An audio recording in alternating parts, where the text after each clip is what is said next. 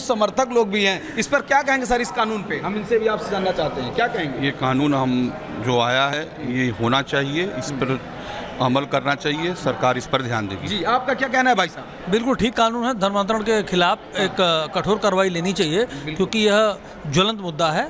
जी जी जी, आपका क्या कहना है सर? बहुत अच्छा कानून जो पास हुआ है विधानसभा में। शोषण जो हो रहा था लड़कियों का, इससे निदान हो जाएगा। कठोर कानून बना, बहुत अच्छा हो। जी जी, आप देख सकते हैं इन लोगों का एक ही कहना है कि यह कानून, यह विधेयक आना बहुत ज़रूरी था, जो संशोधित जो ये विधेयक है, क्योंकि इसमें उन लड़कियों का संरक्षण हो सकता है जिनको बहला फुसला करके लोग शादी करते थे या उनको अब धर्म परिवर्तन उनका करा देते थे। इस पर कहीं ना कहीं अंकुश लगेगा, इस पर कहीं ना कहीं रोक लगेगा। जी,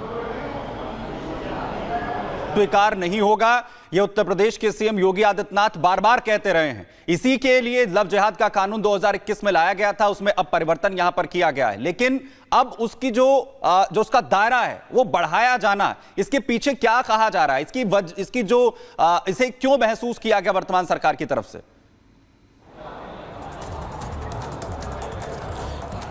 देखिए, इसमें यह था कि जो सज़ा था, पहले सज़ा का प्रावधान कम था, यानी कि जो जेल होने की जो मतलब आपको जो सज़ा मिलती थी उसकी मियाद भी कम थी, जुर्माना भी कम था, लेकिन इसमें मिनिमम जुर्माना 50 लाख रुपए किया गया है और साथ ही उम्र कैद की सज़ा, यानी कि उम्र कैद एक बड़ी सज़ा होती है जिसमें पूरा का पूरा जीवन जो है वो तबाह हो सकता है, जो इस पूरे गतिविधि में जिसका नाम आएगा, जो संलिप्त होगा। तो कहीं ना कहीं की आवश्यकता थी, क्योंकि अगर पुराने कानून का अगर डर होता तो मौलाना तौकीर रजा जैसे लोग खुलेआम यह न कहते कि हम जा रहे हैं धर्म परिवर्तन कराने, और वो भी तारीख बता करके। तो अगर इसका डर होता तो इस तरह की बातें ना आती, लेकिन जब यह कानून आया है इससे जरूर डर होगा और लोग अपनी पहचान छुपा करके किसी को भी धोखा देने या धर्म परिवर्तन कराने में कहीं ना कहीं ये पीछे जरूर हटेंगे, क्योंकि इसमें आजीवन कारावास तक का प्रावधान है। जी, लेकिन राघवेंद्र, अगर देखा जाए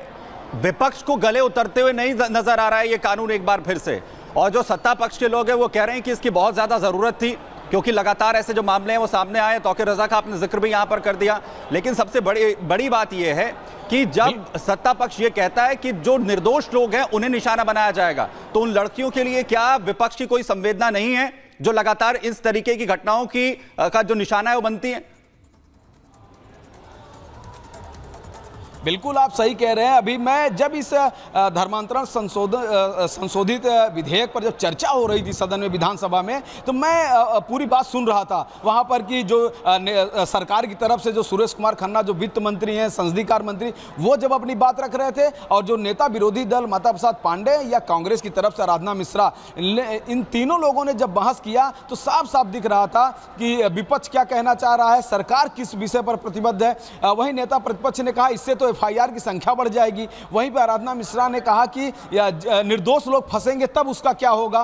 तो कहीं ना कहीं इस विधेयक के खिलाफ में लोग अपने तर्क रख रहे थे, लेकिन सरकार का कहना था कि इस तरह के गलत चीजें हो रही हैं, इससे बहुत लोग पीड़ित हैं, लोग नाम छिपा के, पहचान छिपा के, धर्म छिपा के जिस तरह का ये लोग काम करते थे, कहीं ना कहीं ये कानून इस पर अंकुश लगाएगा और जो धर्मांतरण का काम, जो ये कारोबार जो फैला है, इसको भी रोका जाएगा सख्ती के साथ। जी बिल्कुल, सबसे बड़ी बात यही है, और बात यह भी है जो विपक्ष लगातार यहां पर कहता हुआ नजर आ रहा है कि निर्दोष लोग जो है वो निशाना यहां पर बनेंगे, लेकिन बड़ी बात यह कि दयाशंकर सिंह इस वक्त क्या कुछ कह रहे हैं, जरा उत्तर प्रदेश सरकार के इस फैसले के बाद सुनिए जरा।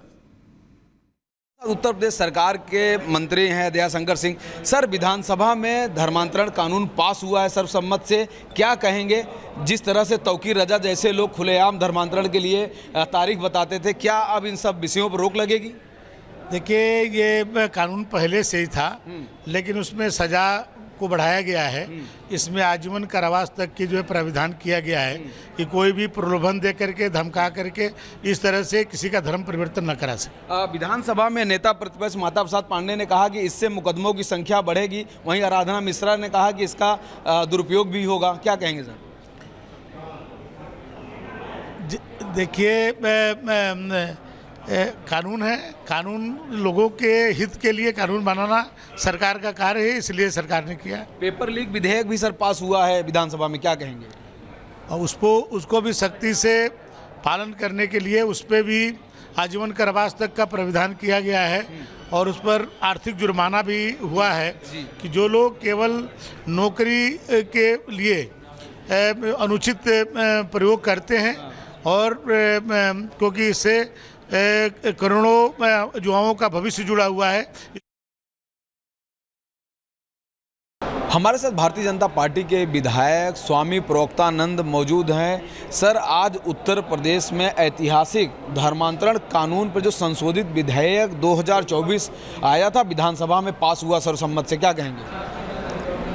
ये अच्छा हुआ है क्योंकि और सबकी सहमति से पास हुआ है, इसके लिए मैं बधाई देता हूँ उत्तर प्रदेश सरकार के लिए। जी, क्या कहेंगे जिस तरह से तौकीर रजा जैसे लोग खुलेआम चुनौती देते थे, तारीख बता के हम धर्मांतरण करेंगे, इस तरह का जो कानून आया है जिसमें उम्र कैद तक की सज़ा है, तो इससे क्या इस तरह की बातें अब नहीं होंगी?